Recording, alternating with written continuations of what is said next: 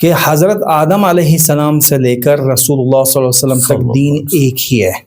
بالکل صحیح. عقائد الگ الگ ہیں. ٹھیک. اس بات کو آپ یہ آڈینس سارے سمجھ لیں کہ دین کے اندر دو چیزیں ہیں. جی. ایک عقائد، ایک اعمال. بالکل صحیح. عقائد کو دین بولتے ہیں اور اعمال کو شریعت بولتے ہیں. بالکل ٹھیک. آدم علیہ السلام سے رسول اللہ صلی اللہ علیہ وسلم تک عقائد سب کے ایک ہے جو کہ دین ہے. بالکل ایسا. اور اعمال شریعت ہے. شریعت ہر نبی کی الگ الگ تھی. بالکل. آدم علیہ السلام کے دور میں بہن کے ساتھ نکاح جائز تھا پاپولیشن گروتھ کے لیے. ہمارے شریعت میں حرام ہے. بالکل. حضرت یعقوب علیہ السلام کے دور میں 2 بہنوں کے ساتھ شادی جائز تھی، لیکن یہاں پر بین الاختین 2 بہنوں کے ساتھ شادی آپ نہیں کر سکتے. بالکل صحیح.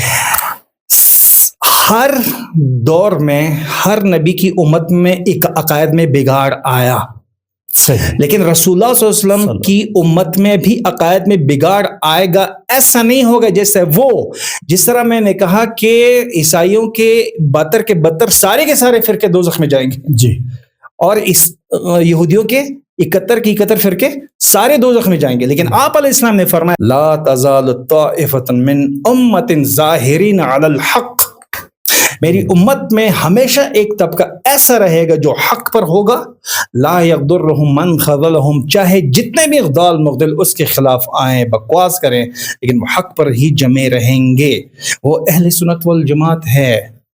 صحابہ کے دور میں، اور آپ کو ایک میں بات بتاؤں، فرقہ جو بنتا ہے وہ فروعی مسائل سے نہیں بنتا، وہ عقائد میں بنتے ہیں. بالکل صحیح. جب کسی کا عقیدہ اہل سنت والجماعت کے عقیدے سے ٹکرا جائے تو وہ ہے باطل فرقہ. لیکن آپ 4 ائمہ کرام کو یہ نہیں بول سکتے کہ یہ جو 4 مذہب ہے ہمارے، اس کو آپ فرقے نہیں بول سکتے. اس کو یہ 4 مذاہب آپ بول سکتے. مذہب کا مطلب ہے راستہ. ٹھیک. ہاں، اگر عقائد میں 4 ائمہ کرام کے درمیان عقائد میں کوئی مسئلہ نہیں ہے، صرف فروعی مسائل میں اختلاف ہے. فروعی مسائل فقہ میں صرف اختلاف ہے، اور عقائد میں تو کوئی عقائد میں اختلاف صحابہ کے دور تک نہیں تھا. سب سے پہلے عقائد میں جو مسئلہ آیا ہے وہ صحابہ کے بعد تابعین کے دور میں آیا. صحابہ کے دور میں صرف اتنا تھا کہ ایک دن آپ صلی اللہ علیہ وسلم آئے، مسجد میں آئے تو صحابہ آپس میں تقدیر کے مسئلے میں جھگڑ رہے تھے. تو آپ علیہ السلام نے فرمایا کیا کر رہے ہو؟ اس کا یا رسول ہم تقدیر کے مسئلے میں جھگڑ رہے ہیں. تو آپ علیہ السلام کا چہرہ مبارک اتنا سرخ ہوا جیسے انار نچوڑ دی گیا ہوں. صحیح. اور پھر فرمایا کیا میں تمہارے اندر اسی لیے مبعوث کیا گیا ہوں؟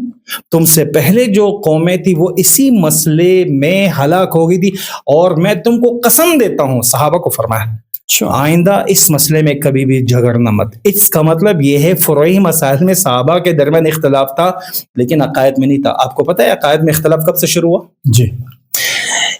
صحابہ کے بعد جو تابعین آئے ہیں وہاں پر اختلاف شروع. اور سب سے پہلے 4 فرقے جو باطل فرقے ہیں، باطل نظریات، جو عقائد میں اختلاف، میں نے آپ کو کیا کہا؟ جی. عقائد میں اختلاف، وہ 4 فرقے بن گئے: شیعہ، مرجیہ، معتزلہ اور خوارج.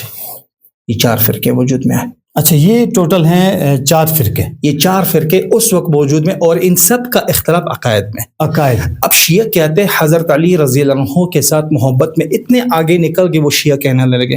جی. خوارج کون تھے؟ جو حضرت علی اور حضرت معاویہ رضی اللہ عنہ کے ساتھ جن کے اختلافات ہو گئے کچھ مسائل میں، جی، تو وہ خوارج ہو گئے. عقائد میں. عقائد. ہاں، تو عقائد میں بھی ٹاپ پر یہ ہے، یعنی ان دونوں کے ساتھ اختلاف ہوا تو وہ کیا بن گئے؟ وہ خوارج بن گئے. مرجیہ کون تھے؟ جنہوں نے عمل کی حیثیت گھٹا دی. اچھا، یعنی منکر گناہ اس کی حیثیت بس ٹھیک ہے اللہ پاک بخش دے گا، اس کی حیثیت اس نے گھٹا دی.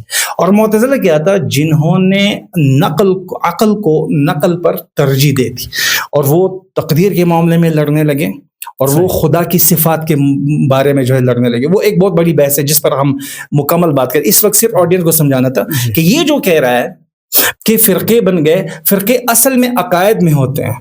یہ جو لوگوں کو دھوکہ دے رہے ہیں نا